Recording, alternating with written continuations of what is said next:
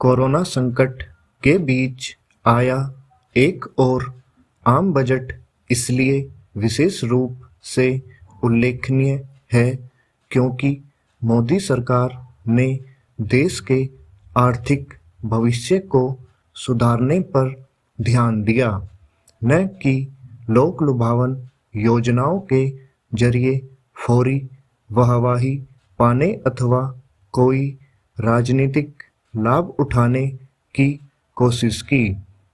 यह कदम एक ऐसे समय उठाया गया जब राजनीतिक दृष्टि से सबसे अहम राज्य उत्तर प्रदेश समेत 5 राज्यों के चुनाव होने जा रहे हैं और उन्हें लघु आम चुनाव की भी संज्ञा दी जा रही है।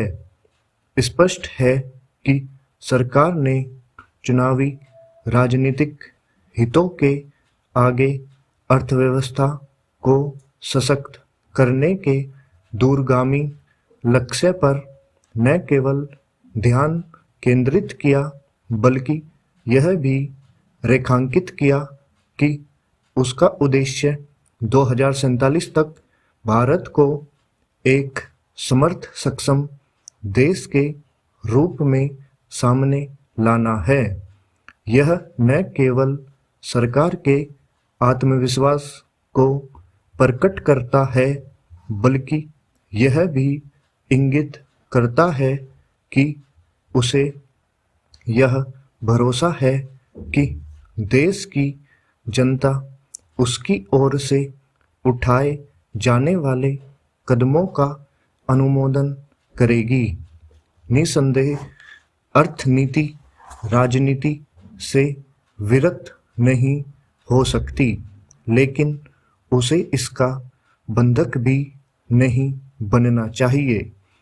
यह सही है कि बजट में मध्य वर्ग को कोई वैसी राहत नहीं मिली जिसकी अपेक्षा की जा रही थी, लेकिन यह महत्वपूर्ण है कि सरकार ने पूंजीगत व्यय में भारी भरकम व्यय करने की योजना बनाई। उसके साकार होने से अंततः आम आदमी को ही लाभ मिलेगा। इसके साथ साथ अर्थव्यवस्था को भी गति मिलेगी। अर्थव्यवस्था को गति देने का काम शहरीकरण की उन योजनाओं को आगे बढ़ाने से भी होगा जिनका विवरण बजट में दिया गया है। शहरीकरण को प्राथमिकता देना समय की मांग है और जरूरत भी, क्योंकि आगामी कुछ वर्षों में देश की करीब 50% आबादी शहरी क्षेत्रों में निवास करेगी। हमारे शहर न केवल आबादी के बढ़ते बोझ का वहन करने की क्षमता से लैस होने चाहिए बल्कि उनमें विश्व स्तरीय सुविधाएं भी होनी चाहिए। जैसे जितना जरूरी यह था कि शहरों को संवारने पर ध्यान दिया जाए, वैसे ही यह भी कि गांवों को और अधिक उन्नत एवं सुविधा संपन्न बनाया जाए। बजट रोजगार सृजन की संभावनाओं को भी जगा रहा है। सरकार को यह सुनिश्चित करना होगा कि ये संभावनाएं जगी रहे।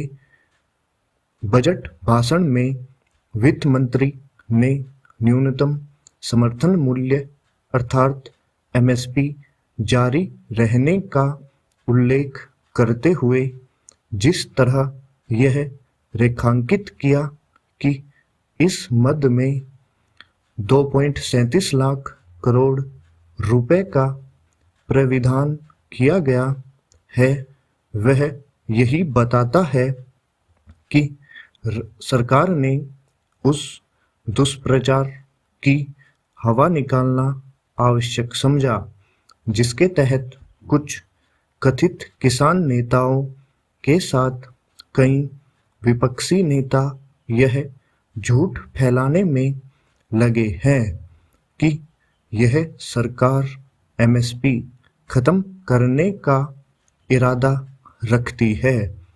इस पर हैरानी नहीं कि विपक्ष को बजट रास नहीं आया। वह सदैव इसी तरह की नकारात्मक प्रतिक्रिया से लैस दिखता है और यही कारण है कि जनता उसकी आलोचना पर उतना ध्यान नहीं देती जितना उसे देना चाहिए।